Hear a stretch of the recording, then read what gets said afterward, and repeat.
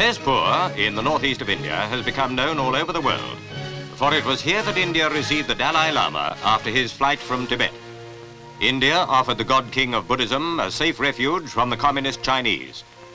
To Tezpur flocked reporters representing the press of all the free world. By jeeps, the God King and his entourage traveled the last stage of their perilous 300-mile journey.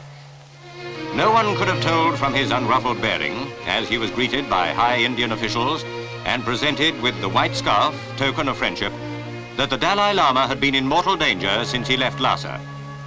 The 23-year-old spiritual head of the 500 million Buddhists throughout the Far East confirmed that he had been forced to leave his capital. His mother, center, wearing dark glasses, sister and other relatives had accompanied him from Lhasa. They were all to rest for a short time at the circuit house. The bearded La Kungwa, former premier of Tibet, but exiled for the last 5 years, came from Kalimpong to meet the Dalai Lama. For all Buddhists are united in revering the God King. Arrangements had already been made to convey the holy man, his relatives and council to Mussoorie, more than 600 miles to the west.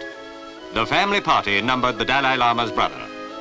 Meanwhile, preparations were afoot for the long rail journey that lay ahead, a drain on the catering resources at Tezpur.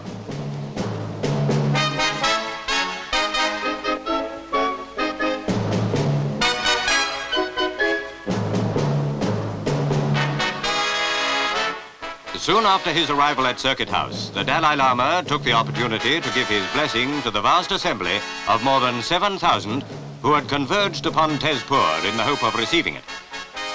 It has astounded Buddhists throughout the Far East that the Chinese government should have apparently gone out of its way to affront the Dalai Lama.